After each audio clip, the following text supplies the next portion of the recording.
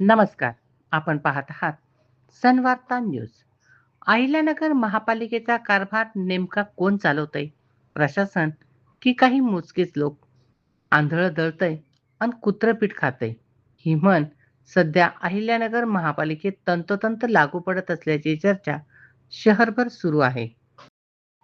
महापालिकेच्या मालकीच्या जागेवर वृक्षतोड होते, जेसीबी फिरतो, झाडे जमीनदोस्त होतात, लाकडे गायब होतात आणि महापालिकेचा संबंधित विभाग म्हणतो, आम्हाला काहीच माहिती नाही. पहा हा विशेष रिपोर्ट. अहिल्यानगर शहरात पर्यावरण संवर्धनाच्या मोठमोठ्या घोषणा केल्या जात आहेत. वृक्षतोड लागवड मोहिमा राबवल्या जात आहेत. शहर हिरवेगार करण्याचे दावे केले जात आहेत.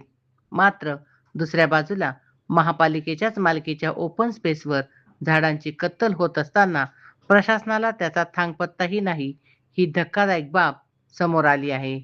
मिळालेल्या माहितीनुसार संबंधित जागेवर जेसीबीच्या साहाय्याने साफसफाई करण्यात आली आणि अनेक झाडे तोडण्यात आली.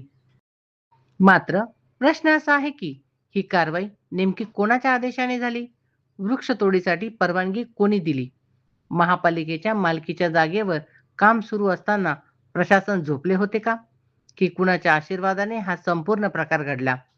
विशेष म्हणजे महापालिकेचे उपमहापौर धनंजय जाधव शहरात वृक्ष लागवडीसाठी प्रयत्न करत असताना दुसरीकडे महापालिकेच्याच जागेवरील झाडे तोडली जातात आणि प्रशासनाला त्याची माहिती नसते.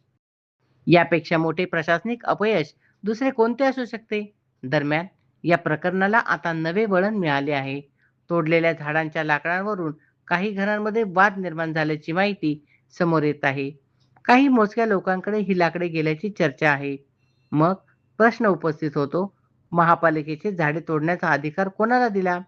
ही लाकडे कोणाच्या ताब्यात गेली? महापालिकेच्या मालमत्तेची अशी खुलेआम लूट सुरू असताना प्रशासन नेमके करते तरी काय? जागा महापालिकेची, झाडे महापालिकेची, पण फायदा कोणाचा? याचं उत्तर आता नागरिकांना हवे आहे. महापालिकेच्या मालकीच्या जागेवरील वृक्षतोडीमागे नेमके कोण आहे? लाकडांचा हिशोब कोण देणार? आणि या संपूर्ण प्रकरणाची चौकशी करून दोषींवर कारवाई होणार का? या सर्व प्रश्नांची उत्तरे आता अहिल्यानगरकर मागत आहेत. या प्रकरणावरून महापालिका प्रशासन काय भूमिका घेते याकडे संपूर्ण शहराचे लक्ष लागले आहे.